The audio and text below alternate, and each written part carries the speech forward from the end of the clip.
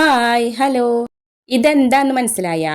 അട ഉണ്ടാക്കി വെച്ചിരിക്കണതല്ല ട്ടാ. ബ്രേക്ക്ഫാസ്റ്റിന് ഉണ്ടാക്കിയ ചപ്പാത്തി ബാക്കി വന്നപ്പോൾ അതിലത്തെ ഒരു ചപ്പാത്തിയും പിന്നെ ഈ കാണുന്ന സാമഗ്രികളൊക്കെ കൂടിയിട്ട് ഉണ്ടാക്കിയൊരു പലഹാരാട്ടാ. അപ്പൊ ഇതെങ്ങനെ ഉണ്ടാക്കാന്ന് കണ്ടാലോ? ആദ്യ ഐറ്റംസ് എന്തൊക്കെ വേണ്ടേ നോക്കാം. ഒരു തക്കാളിയും സബോളയും വട്ടത്തിൽ അരിഞ്ഞതും, കേബേജും ക്യാരറ്റും ഗ്രേറ്റ് ചെയ്തതും, പിന്നെ മല്ലിയില കുനുകുനുന്നെ അരിഞ്ഞതും, കുറച്ച് ചീസും ബട്ടറും ഇതൊക്കെ തയ്യാറാക്കി വെക്കണം. പിന്നെ 2 കോഴിമുട്ട ഉടച്ച് പതപ്പിച്ച് വെക്കണം. ഒരു ഫ്രൈ പാൻ അടുപ്പത്ത് വെച്ച് കുറച്ച് ബട്ടർ അതിലേക്ക് ഇട്ട് കൊടുക്കാം. എന്നിട്ട് സബോളയും തക്കാളിയും വട്ടത്തിൽ അരിഞ്ഞത് നിരത്തി വെച്ച് കൊടുക്കാം.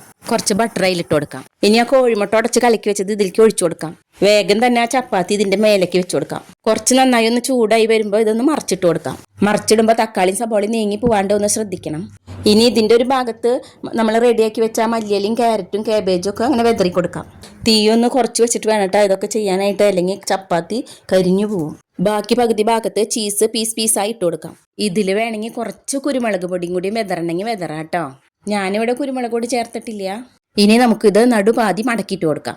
ഇനി ഇതിന്റെ മീതെ കുറച്ച് ചില്ലി ഓയിൽ ഒഴിച്ചു കൊടുക്കാം. ഈ ചില്ലി ഓയിൽ എല്ലായിടത്തേക്ക് ആവണ വിധത്തിലൊന്ന് പരത്തി കൊടുക്കാം.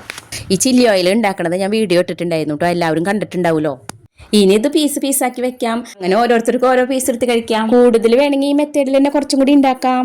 വെറൈറ്റി ആയിട്ടുള്ള നല്ലൊരു ടേസ്റ്റാണിത്. അപ്പോൾ എല്ലാവരും ഉണ്ടാക്കി നോക്കൂലോ. അഭിപ്രായം കമൻറ്റ് ചെയ്യണേ, ലൈക്ക് ചെയ്യണേ, സബ്സ്ക്രൈബ് ചെയ്യാത്തവർ സബ്സ്ക്രൈബും ചെയ്യണേ. അപ്പോൾ okay, tata, bye, thank U.